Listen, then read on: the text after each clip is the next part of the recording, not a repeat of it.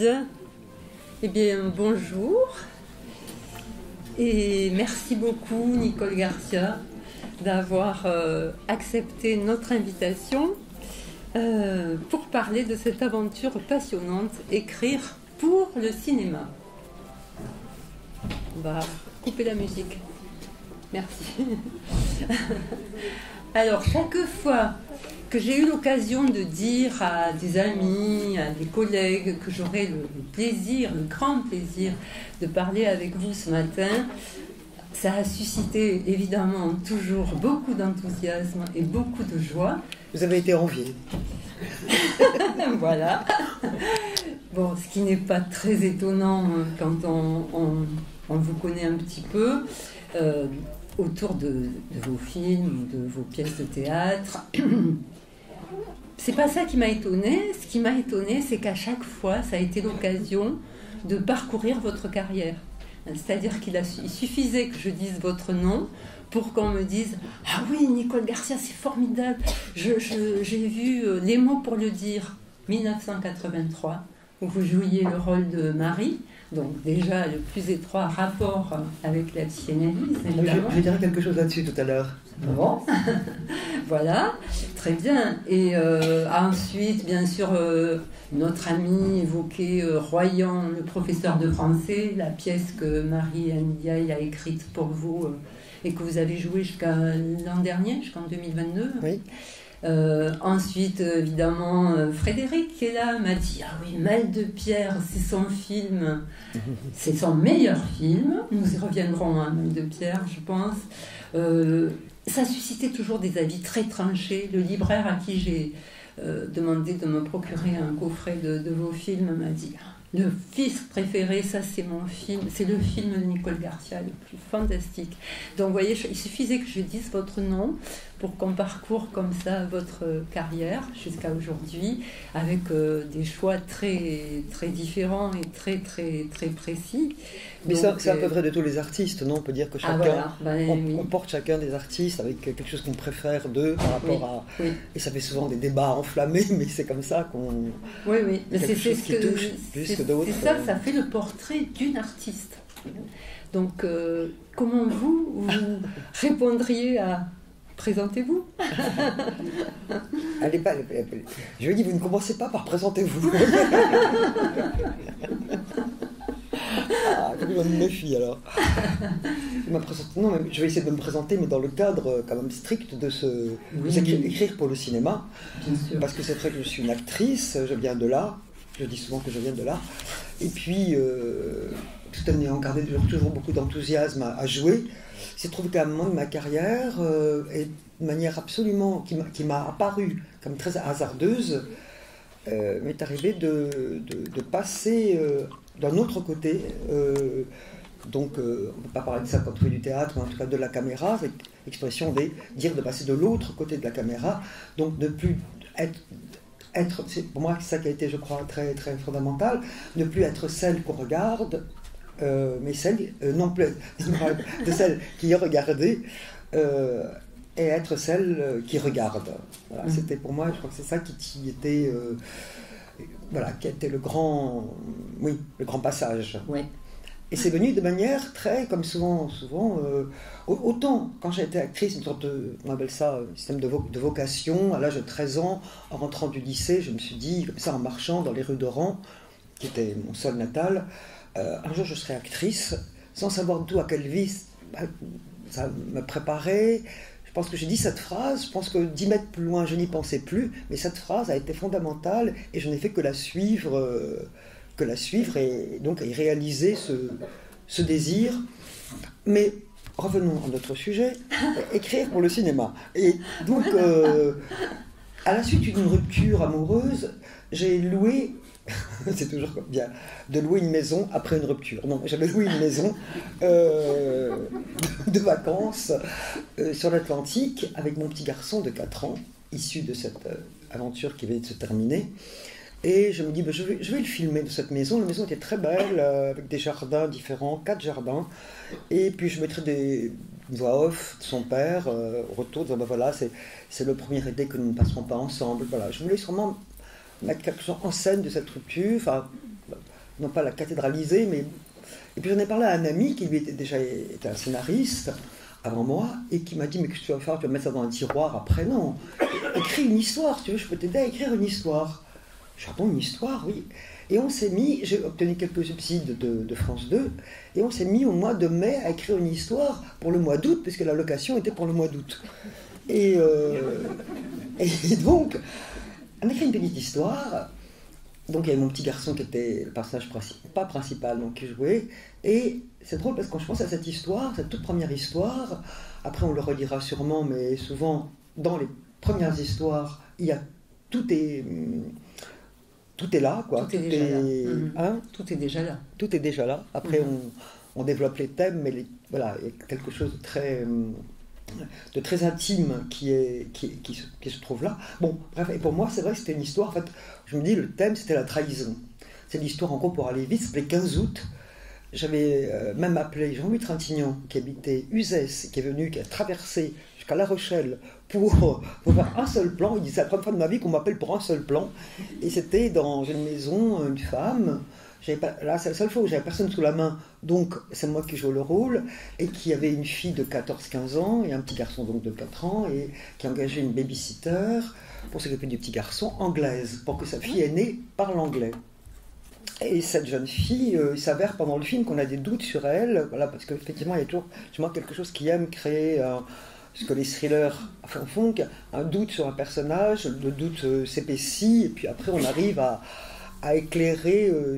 quelque chose qui fait peur aux autres, bon, le doute s'épaissit un peu sur elle, et quand le mari, un jour les Anglais arrivent, je demande à la jeune fille de venir expliquer ce qu'ils veulent, elle se cache, bon, et on comprend quelque chose, et en fait c'était une jeune fille qui venait dans l'enceinte même de la famille attendre le mari, dont elle était sûrement la maîtresse, et elle lui parle, quand il arrive, sans l'ombre d'un accent, et le film s'arrêtait là. D'ailleurs, c'est vrai qu'il y avait Jacques Doyon qui m'a dit, mais que folle, on fait un court-métrage de 9 minutes avec ça, il y avait un sujet de long-métrage.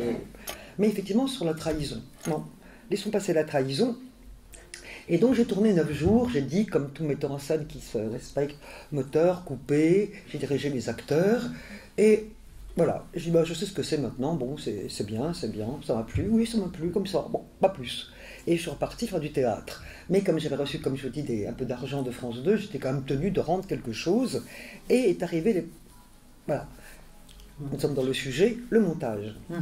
Et le montage, qui est en fait la vraie écriture du cinéma, c'est-à-dire quand on se débarrassait du scénario et qu'on écrit à partir des images, là, ça a été pour moi, ma révélation. C'était, comment l'expliquer, c'est que tout d'un coup, l'entrechoc des images, débarrassé encore une fois du texte qu'il a pourtant soutenu, et dont on va parler après, enfin le scénario, font apparaître quelque chose de l'ordre de, j'ose dire le mot inconscient devant votre docte assemblée, mais quelque chose qu'on n'avait pas prévu, et qui est pourtant ce qu'on voulait faire, et ça c'est éblouissant, même pour un court-métrage de 9 minutes, qu'on découvre quelque chose de plus profond, de plus enfin, non pas tellement sur l'intimité, de plus intéressant, de plus contradictoire, de plus ambivalent que le bricolage quand même que représente un scénario souvent. Bon. Donc c'est à partir de ce moment-là que je suis, disons, entré en écriture. Tout le temps, comme je le disais, avec ce désir de ne plus... Je suis une des rares actrices qui ne joue pas dans ces films, souvent... Mes amis, mes collègues, même je faisais de Jean-Pierre Bacry qui me disait, mais t'es folle, tu t'écris un rôle et tu le joues, c'est formidable, un rôle comme personne t'en a encore jamais donné, etc. Et j'ai jamais trouvé d'intérêt dans ce commerce-là parce que il me semble que, encore une fois, j'en suis resté, peut-être fixé, hein, peut-être c'est une fixation, au fait de passer de regarder à être regardé. Je sais ce que c'est qu'être regardé, je sais à quel point on devient actrice pour le regard, pour entrer dans le regard de quelqu'un d'autre, pour un regard qui a manqué, pour des raisons différentes pour chacun, j'imagine. Enfin, je crois que c'est un très très grand dénominateur commun. Et donc, libéré de cette quand même aliénation-là, d'être, de vivre dans le désir de l'autre qui vous choisit. Moi, je plains beaucoup les acteurs. Alors, on ne dit pas les stars, et encore que le statut de star est très, très, très double. Mais qui attendent toujours d'être désirés pour travailler, quoi. Il faut toujours passer ce cap qui est quand même très, très, très aliénant. Il y avait Isabelle Huppert qui a beaucoup d'humour et qui dit quel est le meilleur moment pour ce rôle, le moment des journalistes, c'est-à-dire le moment où le téléphone sonne et qu'on me le propose. Qui est quand même une manière très, très modeste, très humble et très juste de voir les choses. Donc là, je me sentais libérée de ça. Après, on se rend compte que comme metteur en scène, on rencontre d'autres épreuves du regard des autres. On n'est pas si libéré que ça. Mais disons que celle-là, oui, et je pouvais en tout cas arriver à une maîtrise, disons, de choisir un sujet, de le développer, de le proposer. Et c'est vrai que après, vous avez parlé. Hein. Oui, Nicole. Si vous m'en laissez le temps. Non, que pour entrer là-dedans, n'ayant jamais écrit, sauf ce petit court-métrage, le scénario est devenu... et n'ayant pas fait d'école de cinéma, n'ayant pas fait la féministe, ni le DEC, rien, je dis, et moi que pourtant quelqu'un du doute, je me suis dit, et c'était une époque, maintenant c'est... On ne croise pas une actrice qui ne doit pas faire un long métrage, mais de mon temps, comme on dit, non, j'étais vraiment... il y avait eu Agnès Varda, bien sûr, mais il y avait Christine Pascal, je ne sais pas si vous vous souvenez d'elle, et puis moi, quoi, qui disions, j'avais dit à mon agent à l'époque, je vais faire un film, il m'avait fait comprendre que je prenais beaucoup de risques par rapport à mon statut d'actrice, que les hommes metteurs en scène, qui étaient très très majoritaires à l'époque, n'allaient pas aimer avoir sur le plateau une actrice qui fait des films, que ça allait me nuire, et néanmoins je dis je prends ce risque, donc ça va être chez moi quelque chose de très non pas de très humain, enfin le désir était, j'avais éprouvé le désir assez fort de ça, et donc pour revenir sur le jeu, le scénario était pour moi comme un passeport, quoi, ma légitimité. Et j'ai commencé donc, après ce court-métrage, à écrire un film, mon premier film, qui s'appelait Un week-end sur deux, avec Nathalie Baye, et qui était tout simplement l'histoire au premier plan du film, son agent lui... C'est une actrice ? Une actrice, son agent lui enlève son carnet de chèques, et elle part faire son succès est en Berne, et elle part faire un congrès de Rotary à Vichy pour... voilà, ça c'était... Mais la part la plus intime, ce qui était en sous-main dans le film, c'était une femme qui essayait de rattraper quelque chose par rapport à ses enfants, où elle pensait qu'elle avait été une mauvaise mère, parce qu'elle a été séparée de ses deux petits-enfants, assez petits. Elle les emmenait à ce congrès, alors que le mari ne voulait pas entendre parler de ça. C'était une garde partagée très, très violente, très... Et comme il menaçait de venir les chercher à Vichy, tout d'un coup, elle quittait le congrès. Hein ? Le congrès. Le congrès. Enfin, le spectacle qu'elle devait animer, une tombola, enfin des choses comme ça idiotes qu'elle devait... Et elle les prenait en voiture et elle partait avec eux. Bon, ça c'est l'histoire du film. Mais c'est même que je vous conseille, parce que j'ai le revu l'autre jour à la Cinémathèque. Et vraiment, je ne dirais pas ça de tous mes films, mais c'est un très beau film. Je confirme, je l'ai revu récemment aussi. C'est vrai, hein ? C'est un très beau film, où il y a encore une fois, c'est votre premier long métrage, et il y a effectivement beaucoup de choses que vous allez retravailler dans les films suivants.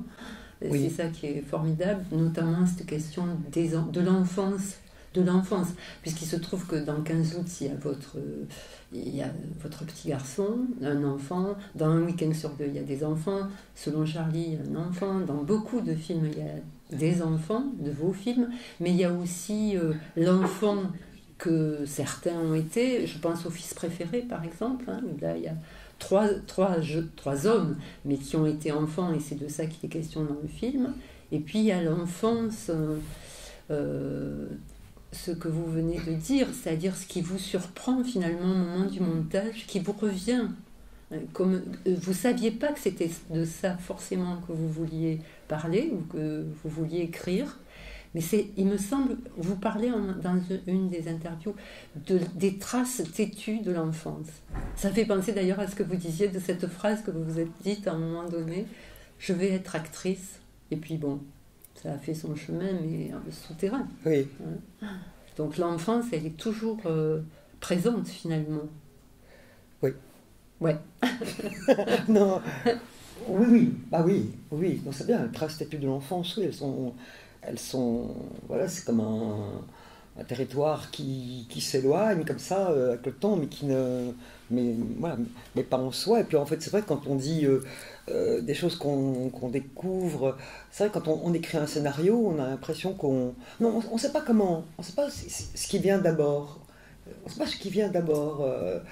Parfois, c'est pas grand-chose, mais à partir de là, mais moi, il faut dire que, voilà, moi, comment j'écris, je n'écris pas à partir d'une page, blanche ou pas blanche, j'ai besoin d'un attelage, c'est-à-dire que j'écris avec quelqu'un d'autre.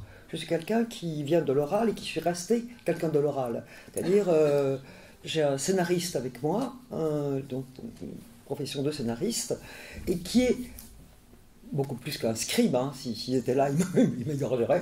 Non, mais qui a cette fonction quand même à un moment donné, mais qui est surtout quelqu'un qui a une sorte de maïeutique, avec les questions qu'il me pose, on avance comme ça, il m'accouche peu à peu de cette histoire, et on la met en discussion, et moi je joue, et les personnages, on raconte les personnages, les situations, voilà.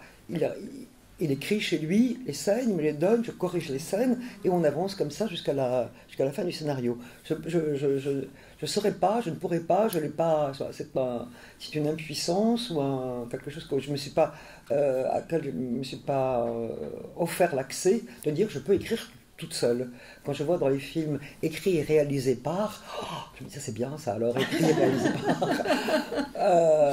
Il faut toujours que j'accorde, en plus un scénariste, des consultations que je fais, tout ça, et je glane comme ça, comme une abeille, plein de choses comme ça, et j'ai un conglomérat, et je suis toujours très...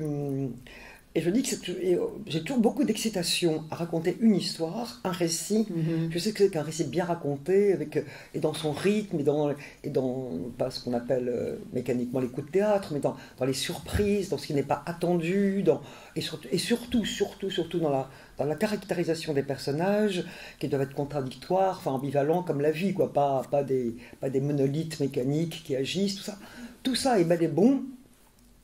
Et on fait une histoire, et comme disait Truffaut, qui a dit pas mal de choses justes sur le cinéma, il disait que quand il voyait la copie zéro d'un film, c'est-à-dire le moment où le film va être commercialisé, le moment où un cinéaste voit son film avant de donner son aval technique et total, il dit c'est là qu'il découvre la petite chose qui lui a fait faire le film. Alors que pendant longtemps, on a été dans l'élaboration, avec l'influence de quelqu'un d'autre, de quelque chose qu'on trouve bien formé, bien fait, et qu'en fait, la partie cachée, la partie intime, se révèle parfois, et heureusement d'ailleurs qu'elle se révèle tard, la partie intime, même dans le film d'un week-end sur deux, parce que si elle se révélait avant, on dirait, on serait dans l'illustration, quoi. On aurait un thème. Je vais raconter l'histoire d'une mère qui croit que... Et puis on serait... Alors que là, non, on n'est pas dans l'illustration, on est dans quelque chose qui questionne la matière même du récit, de la fiction, des personnages. Et ce qui est pudique, en fait, qui est secret, se révèle vraiment qu'à la fin. C'est assez beau comme manière de... Finalement, c'est une espèce de révélation, de quelque chose qui se révèle au sens photographique. Hein, oui, absolument. Voilà, absolument. C'est un peu ce qui se passe à la fin d'une analyse quand même. Quand je dis ça pour mes collègues, quand on se retourne, on se retourne sur le trajet qu'on a fait, on lit les choses autrement. Hein. Oui. On lit ce qui nous a amené là autrement. C'est un peu le même chemin oui. Puisque vous dites que finalement il y a quelque chose qui vous amène à commencer à écrire une histoire, et puis à la fin vous savez un petit peu mieux pourquoi. Oui. Alors, mais en psychanalyse, on est attaché, j'imagine, uniquement qu'à trouver ça, alors que là ça se trouve presque comme si on ne l'avait pas attendu. Formidable. À peu près. Formidable. Différent. De trop différents, quoi. Oui, tout à fait. Alors, ce qui vous est quand même très propre, il me semble, c'est cette question de l'écriture, telle que vous venez d'en parler avec Jacques Fieschi. C'est, est-ce qu'on pourrait dire l'une joue, l'autre écrit? Quelque chose comme ça. Puisque le jeu, c'est quand même quelque chose de très important. Ah oui, mais j'ai la grande ambition d'écrire. Oui, mais d'écrire à partir du jeu. C'est ce que vous disiez là. Oui, d'écrire à partir du jeu quand, par exemple, quand les personnages sont pris dans une scène dialoguée. Oui. Mais quand il faut imaginer, par exemple, tout ce qui n'est pas avant le dialogue, c'est-à-dire l'histoire elle-même, quoi. Quelqu'un qui arrive quelque part, qui rencontre, l'histoire même, le substrat de l'histoire, là on est quand même deux à l'inventer. Oui. L'histoire, mais il y a toujours le soutien, j'imagine que je ne peux pas avancer sans le soutien, je trouve que c'est ça mon problème. Encore et toujours. Non, que c'est le soutien de l'autre qui me donne une sorte d'aval, que c'est bien, que j'avance en terrain inconnu, certes, puisque je ne m'étais pas faite à cette écriture-là, je n'avais pas travaillé à ça, mais quelqu'un dont c'est le métier me dit c'est bien, et avec cet aval-là, voilà, j'avance. Et donc, il faut qu'un jour je me passe cet aval, mais enfin j'ai le temps. Formidable. Donc vous y pensez? Oui, peut-être. Oui, peut-être. Oui. Du coup, j'ai perdu le fil de... Oui, non, mais sur cette question du scénario, on reviendra à la question du montage un petit peu après, si vous voulez bien. J'ai revu récemment, tout à fait par hasard, une petite scène où Godard est interviewé par un journaliste américain, Dick Cavett, qui lui dit qu'il fait des films sans scénario. Je ne sais pas si vous vous souvenez de ça. Et Godard sort de sa poche 2 petits blocs-notes minuscules qui doivent faire 5 cm. Et il dit au journaliste, si, j'ai des scénarios. Oui, je m'en souviens de ça. Et Dick Cavett les prend dans sa poche en disant qu'il en tirera certainement un bon prix, même s'il a écrit 3 mots dedans. Oui. Alors, vous parce que ce qui est étrange avec le cinéma, c'est que le cinéma a comme finalité l'image. Alors, écrire pour le cinéma, c'est déjà... on se dit, quelque chose d'impur. Godard peut dire ça, mais on pourrait dire quelque chose d'impur dans le scénario, qui n'est pas du tout une œuvre en soi, puisqu'elle est une œuvre, elle est un travail passerelle pour le film à venir, pour la mise en scène à venir. Donc, c'est vrai qu'il y a certains cinéastes qui tout le grand cinéma italien, par exemple, a beaucoup travaillé sur le scénario. Ils étaient 4 autour de la table. Enfin, c'était en France aussi. Et la nouvelle vague a amené quelque chose de scénario qu'on pouvait beaucoup plus bousculer, qui pouvait tenir en 2 pages, où le metteur en scène rentrait avec ces 2 pages-là et les acteurs. Et il y avait l'improvisation, il y avait... On espère pour lui ce que le metteur en scène espérait faire, mais qui passait pas. Il pensait pouvoir sauter la case de l'écrit. Oui. Maintenant, on est revenu, enfin moi en tout cas, et beaucoup de gens avec moi, sont revenus à quelque chose. C'est-à-dire maintenant le cinéma est tellement en difficulté, enfin, on est par là pour parler de ça, mais qu'on est jugé beaucoup à l'aune de la qualité dans les bureaux des financements, de l'intérêt de la chose qu'on se propose de faire, quoi. On vous donne des financements si ça intéresse, quoi. S'il y a un intérêt.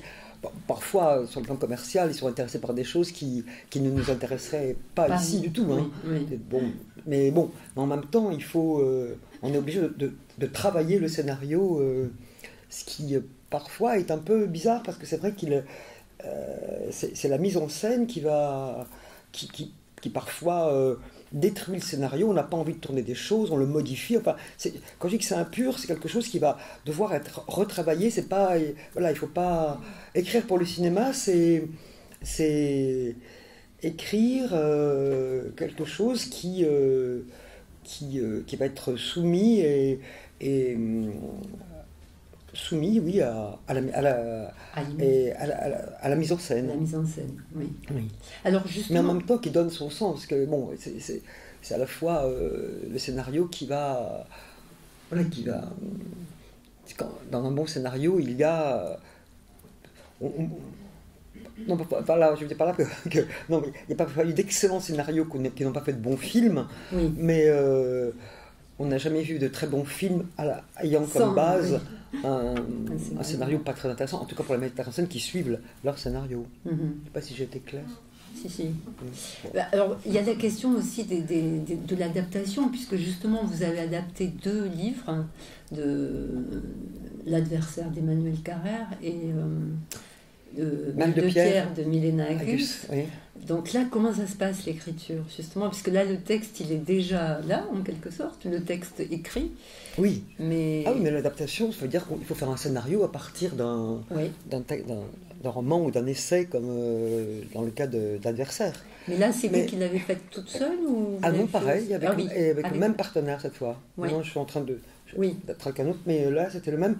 Mais c'est différent. C'est différent pour l'Adversaire, mais quand j'ai eu Mal de Pierre, j'ai su qu'il y avait quelque chose pour moi dans ce livre. Je me sens que j'ai vite appelé mon producteur pour savoir si les droits étaient pris. Je sentais qu'il y avait quelque chose dans cette recherche de cette femme, de ce qu'elle appelle...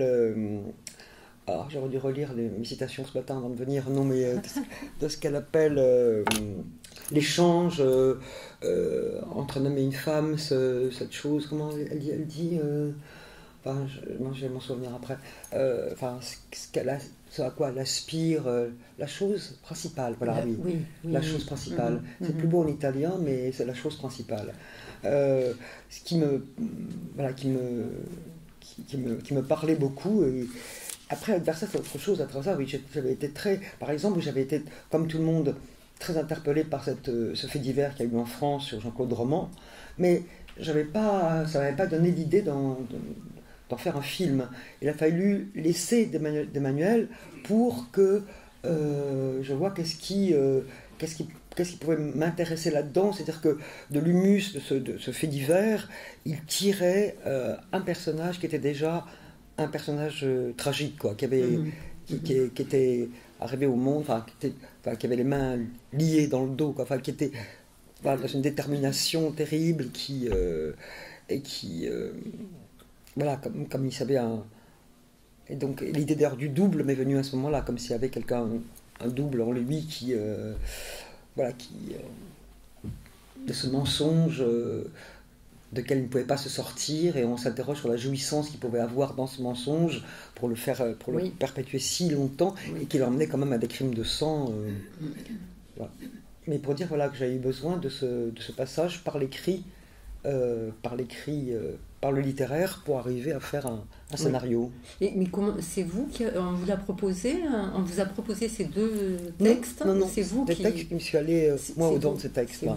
J'ai proposé ce texte au producteur que j'avais. D'accord. Mais c'est vrai que c'est bien, moi qui suis en ce moment en train d'écrire de manière très difficile un scénario dit original, mais c'est vraiment bien d'avoir un livre, parce qu'il nous donne une base, justement, littéraire. Il donne on dit on ne peut pas se tromper, on ne peut pas partir dans des méandres impossibles, on suit, même s'il faut tout réécrire, faire des dialogues et incarner des personnages, pour l'image, c'est quand même on avance avec un filet de sécurité qu'on n'a pas quand on écrit un sujet original.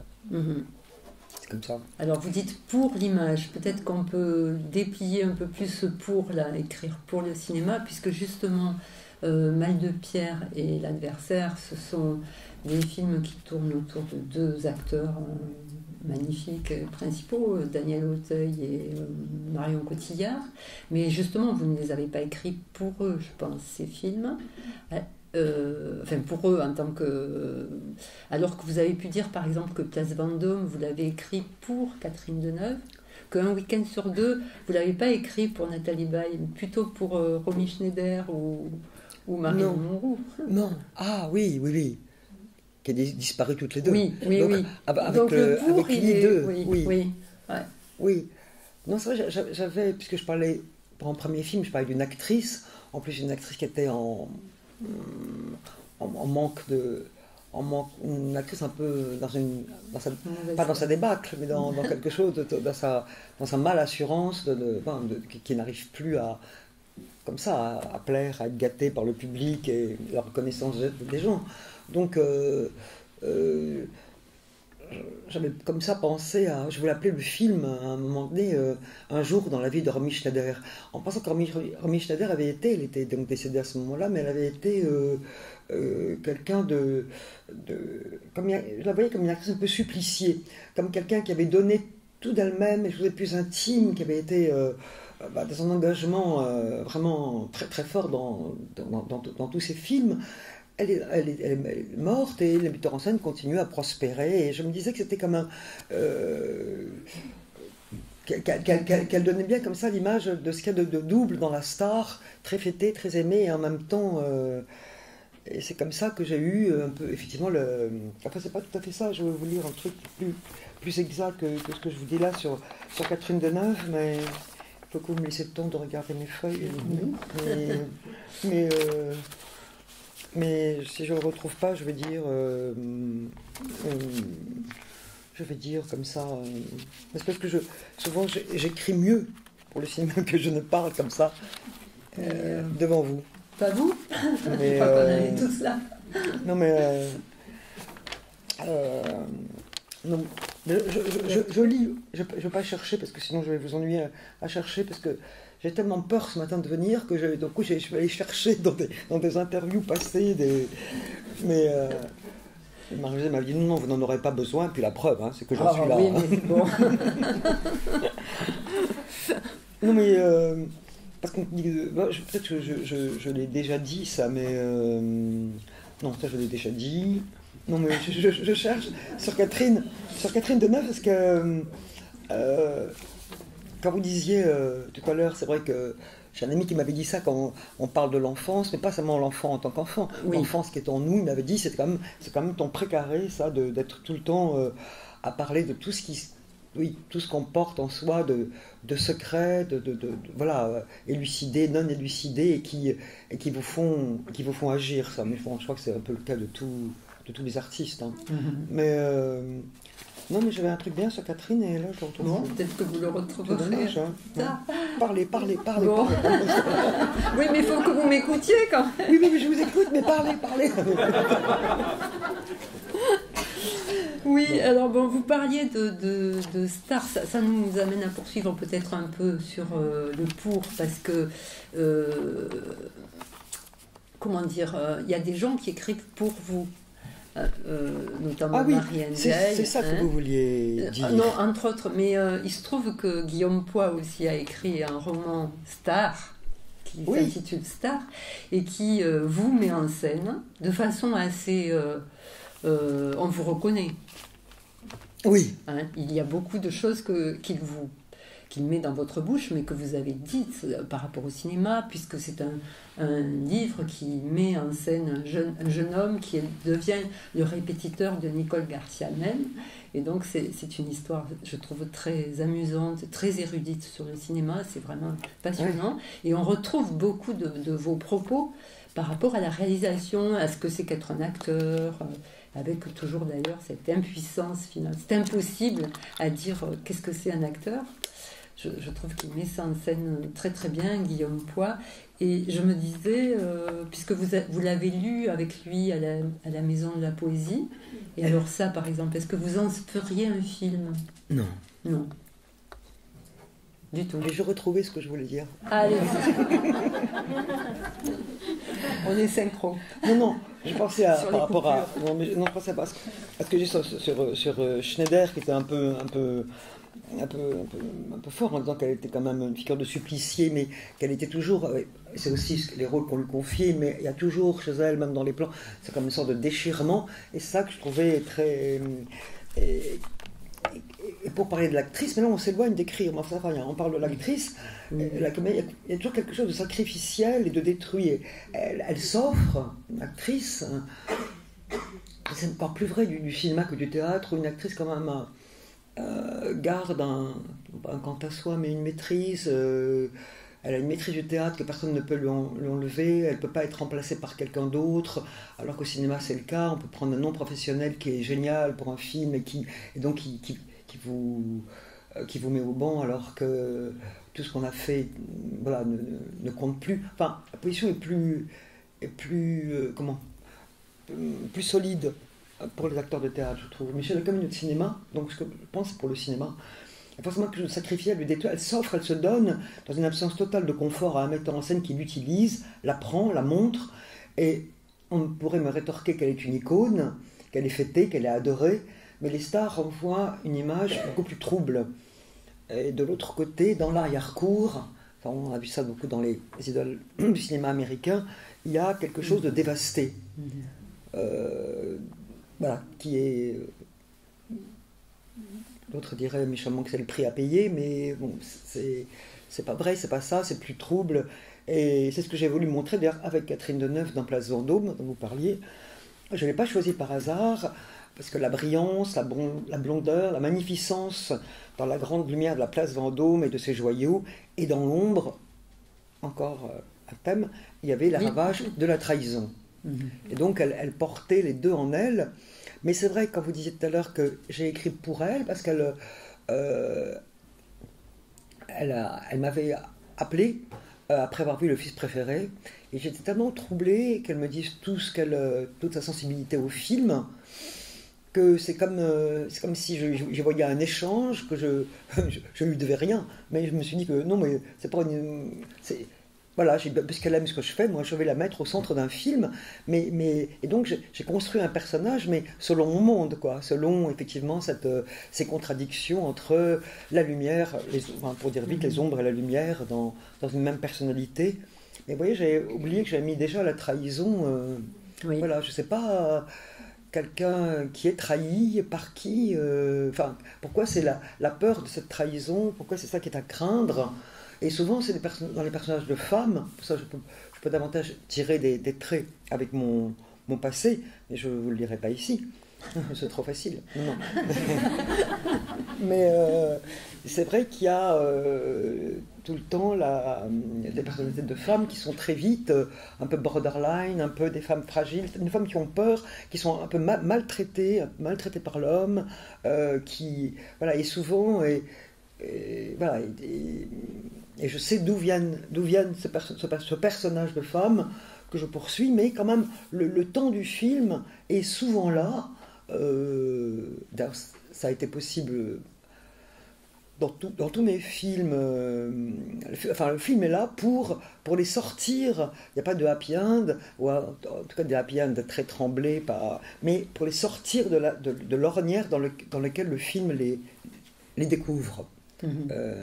Et pour les rendre plus droites à la fin, plus aptes à se battre, à trouver des solutions, plus aptes à la vie, à pas se laisser à la lumière, pour le mettre à la lumière. Voilà. Oui. Ouais. Donc ça nous amène justement à la question de l'écriture aussi, de la lumière, puisque c'est quand même une dimension très importante dans vos réalisations.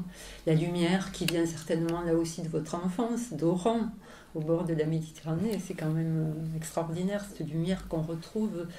Alors vous, en même temps, la lumière, c'est pas l'éclairage, hein. Il y a des ombres dans la lumière, c'est ce que vous dites, oui. C'est très manifeste dans l'usage que vous en faites dans vos films, notamment dans les films que vous avez réalisés. Et là aussi, il me semble que, par exemple, dans Place Vendôme, puisque nous en parlions, il y a une dimension très Hitchcockienne dans beaucoup de vos films. Hein. C'est des films noirs, d'une lumière noire. Oui. Noir au sens c'est un romanesque noir. Voilà. Oui, je ne sais pas dans le thriller, mais c'est comme... Voilà. Il y a toujours une fêlure, un secret, vous l'avez dit, quelque chose d'une énigme. Et là aussi, ça rejoint un peu la dimension d'enquête qui est aussi présente dans une psychanalyse. C'est peut-être pour ça que les psychanalystes aiment autant vos films. Ah, c'est pour ça. Oui. C'est que, bien sûr, il y a cette dimension d'enquête là que vous menez, avec tout ce travail sur la lumière. Alors, je disais, dans Place Vendôme, il y a une image qui m'a beaucoup frappée. Vous travaillez aussi beaucoup avec les photographies, on y reviendra. Il y a cette photographie qu'à un moment donné, Marianne, donc Catherine Deneuve, prend, qui est censée être une photographie d'elle, d'elle-même. C'est sa tête de dos, avec un chignon très à la Kim Novak dans Vertigo. C'est une citation de Vertigo, ça? Ça peut l'être. Ça peut l'être. Et en fait, elle murmure dans la pénombre. Elle murmure, mais ce n'est pas moi, ça. Effectivement, nous, on sait que c'est plutôt Emmanuel. Oui, encore un double. Voilà. Oui. Mais donc d'où ça vous vient cette idée-là de mener une enquête comme ça Eh ben, pour actualiser le passé dans le présent et en faire un film, il faut bien que ce soit des choses qui viennent de se passer et qui encombrent la vie du personnage ou qui racontent les problèmes relationnels qu'il peut avoir et l'enquête, disons, vient d'arriver à démêler ce que c'est. Pourquoi cette peur, pourquoi d'arriver à tirer les fils de ça. Et j'aime pas être confrontée justement à quelque chose de trop présent dans ma propre histoire. Vous voyez, de l'Algérie, d'où je viens, mais quand j'ai fait un balcon sur la mer, moi je voulais pas parler de l'Algérie, mais je pourrais vous lire un petit truc sur l'Algérie maintenant, d'accord? Je me sauve avec mes notes. Non mais...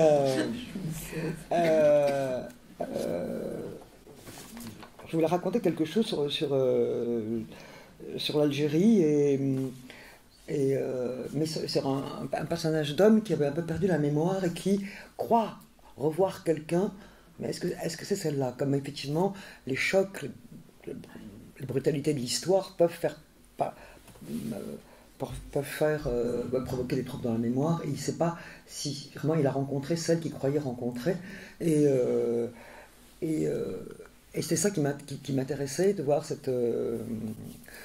encore une fois, c'était quelqu'un qu'il avait rencontré dans son enfance algérienne. Et pourquoi je dis ça? Oui, parce qu'en fait, le scénariste avec qui j'écris, Jacques Fieschi, est aussi originaire d'Algérie. Oui. Et moi, je voulais situer cette histoire au Nigeria. Et justement, pour ne pas parler de l'Algérie, je ne voulais pas en parler. Et lui, il m'a dit, maintenant, ça devient un évitement coupable. Il m'a dit, enfin, un évitement étrange. Et finalement, il est arrivé, une influence qu'il peut avoir sur moi, et en bataillant, parce qu'il m'a dit, qu'est-ce que tu connais du Nigeria, tu vois, voilà, alors que là, on a effectivement quelque chose de... Et donc, pour étouffer ce motif du double, parce que c'est bien un double, il croit se souvenir de quelqu'un qu'il a connu enfant, et en fait non, celle qu'il a connue est morte dans un attentat de l'OAS, et celle qu'il retrouve était l'amie. Donc c'était le film, pour ceux qui l'ont vu, raconter ça. Mais, et donc j'avais besoin d'un homme qui avait des troubles de la mémoire et qui tombait dans les pièges de cette mémoire. Et il lui fallait une terre d'enfance faite de violence et de chaos. Voilà, c'est ça que je parlais au Nigeria. Une terre qui serait source de traumatisme et de souvenirs troublés. Et l'enfance en soi, alors je fais un petit... L'enfance en soi est un... Pourquoi ça me plaît de parler de l'enfance des personnages, est un pays à part entière, une terre lointaine, presque inatteignable, et l'Algérie dresse encore un écran, il donne un tour d'écrou supplémentaire à la mémoire. Parce que pour les Français qui sont partis donc, au début des années 60, dont je fais partie, ça n'était pas simplement un pays qui basculait, emportant tout avec lui, mais une société tout entière qui s'effondrait. Leur monde ne s'éteignait pas à petit feu, mais dans un vrai brasier. Ils avaient le sentiment d'appartenir à une société maudite, dont il serait difficile de se réclamer ensuite et de convoquer à la mémoire. Les Français d'Algérie ont été un peu les parias de l'histoire. Et il était plus simple de tout oublier pour se démarquer de ce destin. Enfin, je parle là, de mon propre cas. J'ai toujours eu beaucoup de réticence à parler de l'Algérie, car dès l'âge de 16 ans, j'ai pris avec cette terre une grande distance affective et géographique. Bon, ça, je disais ça quand... Depuis, je suis retourné pour tourner ce film, mais c'est vrai que l'Algérie avait été quelque chose de difficile pour moi de voir dans les dernières années, avant 62, l'angoisse qui gagnait le visage de mon père quand il rentrait, de ce chaos qu'a été la parole de Gaulle de 58, et puis après les accords d'Évian, tout ce moment où effectivement les Français, mon père en tout cas, il avait réinvesti tout ce qu'il avait en 58 pour tout perdre après, pour être des gens dans un âge assez avancé, se retrouver comme ça dans ce qu'on appelle l'exil. Et donc tout ça était, et pourtant dans une cause que je trouvais juste, d'en finir avec la colonisation. Donc ces débats, même pour une fille de 15-16 ans qui était mon âge, c'était, voilà, je voulais mettre... de toute façon, je voulais aller à Paris, je voulais être actrice, c'est toujours ce désir qui est revenu. Donc je voulais mettre beaucoup de distance entre l'Algérie et moi. Donc Jacques Fieschi a eu beaucoup de mal à me faire reparler de ça. Mais je pense qu'il avait raison, parce que sinon ça aurait été un évitement. Et voilà, donc c'était... Et quand je fais ce film avec Jean Dujardin, qui n'a rien à voir avec l'Algérie, qui est du sud-ouest, donc, mais à qui j'ai dû expliquer un peu cette période-là de l'histoire, qu'il connaissait mal, comme beaucoup de monde. Des questions? Moi, j'en ai encore une petite remarque, enfin, sur la question de justement d'écrire avec les images, puisque dans Mal de pierre, il y a un plan qui m'a beaucoup frappée. C'est, alors, pour pas trop dévoiler, comment dire, Gabriel, c'est vers la fin du film. Gabrielle, à ce moment-là du film, entreaperçoit qu'elle s'est fait un film, qu'elle s'est raconté une histoire, qu'elle aurait vécu une histoire d'amour sur laquelle elle reste depuis une dizaine d'années, peut-être un peu plus. Son fils a 10-12 ans au moment de cette scène. Et elle entrevoit qu'elle s'est raconté cette histoire. Et elle elle se dit, mais c'est pas possible. Elle a vraiment beaucoup de mal à reconnaître ça. Et ça doit être une erreur de casting, en quelque sorte. Donc elle se souvient qu'elle a une valise où il doit y avoir une preuve qu'elle ne sait pas raconter cette histoire. Donc elle va ouvrir cette valise dans laquelle il y a une photo. Nous, les spectateurs, on sait, puisqu'on est complice de la réalisatrice, en quelque sorte, que sur cette photo devrait se trouver Gabrielle en présence de son amant d'un jour, André Sauvage. Et au moment où elle ouvre cette photo, elle est sur la photographie, mais dans le fauteuil, il n'y a personne. Et je trouve cette scène absolument magnifique, parce qu'elle dit, ce trou dans l'image dit beaucoup de choses qui devraient, à nous, les psychanalystes, nous intéresser beaucoup sur qu'est-ce que c'est que le fantasme. Ce cadre qui, tout d'un coup, qui est souvent...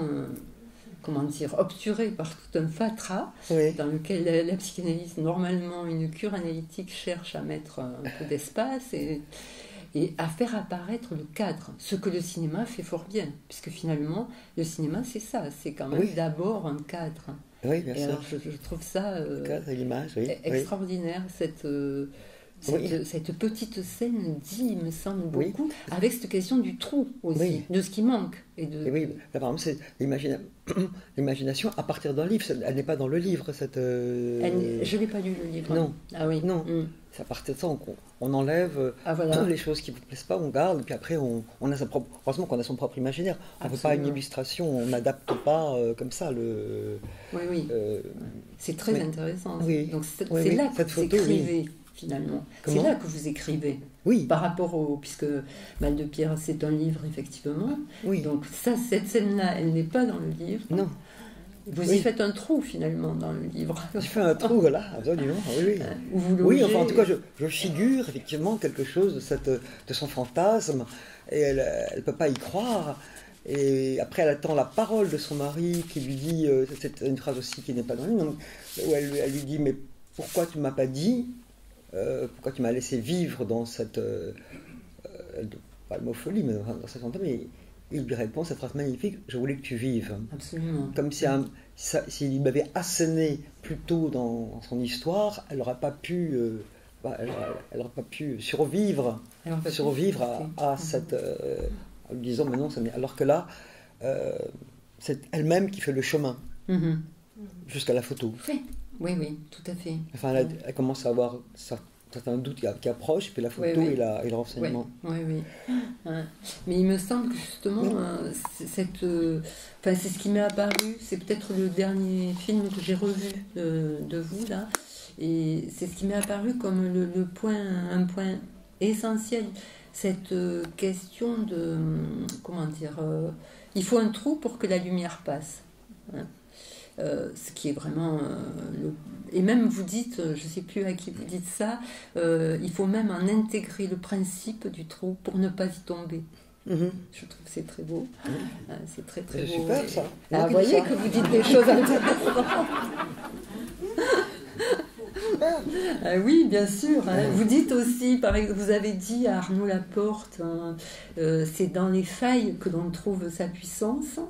Et à Anna Sigalevitch, à qui vous parliez du triple concerto de Beethoven, vous lui disiez qu'avec une tendresse déchirante, il réussissait, Beethoven, à saisir la faille dans ce monde. Et c'est cette faille d'ailleurs qui fait supporter tout le reste. C'est quelque chose d'extraordinaire. Quand on me raconte ce que je dis, je trouve ça extraordinaire. Mais après, bah oui.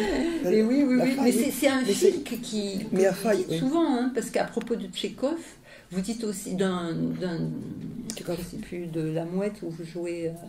Vous dites à propos du personnage, il faut tenir debout par son échec. C'est du même ordre tout ça. Oui. Il me semble que c'est un fil important. C'est très tchécovien, ça aussi. Oui, donc c'est très tchécovienne. Oui, voilà, je suis très tchécovienne. Non, mais qu'il faut tenir malgré tout ce qu'on n'a pas réussi à vivre, les promesses qu'on ne s'est pas tenues. C'est toute la fin d'Oncle Vania. Oui. Entre Vania et Sonia. Voilà. Oui. Mais oui, c'est une philosophie comme ça d'endurance, qui n'est pas la chose la plus gaie peut-être, mais enfin qui est quand même une manière de se tenir devant la vie. De désir. Oui, de désir, oui, et de ne pas tomber dans les trous. Exactement. Faille. Oui. Parce que ça, c'est cette faille même, finalement, qui vous amène à écrire pour le cinéma. Pas pour la remplir. Sûrement. Pour la cerner. Oui. Sûrement. Et les failles aussi pour devenir actrice. Avec des failles, de toute façon. Non, mais je vous raconter une petite anecdote, mais ça c'est une anecdote. Quand j'avais donc été choisie pour jouer Marie Cardinal dans Les mots pour le dire, c'est pas moi qui aurais dû jouer le rôle. D'ailleurs, la productrice a dit, en fait c'est Romy Schneider, mais elle est décédée. Donc c'est moi à qui ce rôle a échoué avec José Pinheiro. J'arrive sur le tournage au moment des scènes de psychanalyse dont j'avais une petite expérience. Contrairement à José Pinheiro et Daniel Besguiche qui jouait la psychanalyse, qui ne savaient rien. Alors ils étaient là, devant un divan, un fauteuil, comme ça. Et je me dis que, je leur ai dit, non, c'est pas comme ça. On va mettre le divan là, on va mettre le fauteuil là. Et donc je me dis, c'est la première fois que je m'essayais à la mise en scène, quoi. Ils m'ont écouté. Ils disent, ah bon, tu sais? Oui, je sais. Alors j'ai dit, je sais. Et donc, ils m'ont écouté, ils sont mis à disposition, et je me dis, c'est un premier acte, voilà, je dois à la psychanalyse quand même ce premier acte de mise en scène où je dis, j'ai fait le placement, et après je me suis allongé sur le divan. C'est formidable. Oui, j'aime bien ce tu parles trop fort, là, tu parles trop fort, tout ça. Il déclamait un peu. Mais, oui, d'ailleurs, ça m'évoque ce que dit Pierre Ninet à l'ouverture de la rétrospective qui vous a été consacrée à la Cinémathèque. Il parle de vous en tant que metteur en scène et la façon dont vous accompagnez les acteurs puisque vous ne les dirigez. Et j'ai reconnu dans sa façon de vous imiter et de dire oui. Le oui suscitant du psychanalyste. Ah, c'est vrai, oui. Ah, oh là là. Mais je change de fonction aujourd'hui, moi. Je change d'état. Ah oui, j'arrive pas à dire action. Oui. Alors les acteurs tout le monde dit action, et alors moi je dis un oui et je mets dans le oui ce que je pense être devoir l'interprétation de la, je lâche pas les acteurs. Le oui peut être un oui comme ça, un oui actif, un oui plus tendre, un oui plus fragile, mais c'est le oui qui les lance dans l'action. J'arrive pas trop à lancer le mot action, que je trouve un peu, même moi quand j'en entends comme acteur, toujours un peu inhibant, quoi. Action, on est un peu devant un précipice, alors que le oui engage mieux.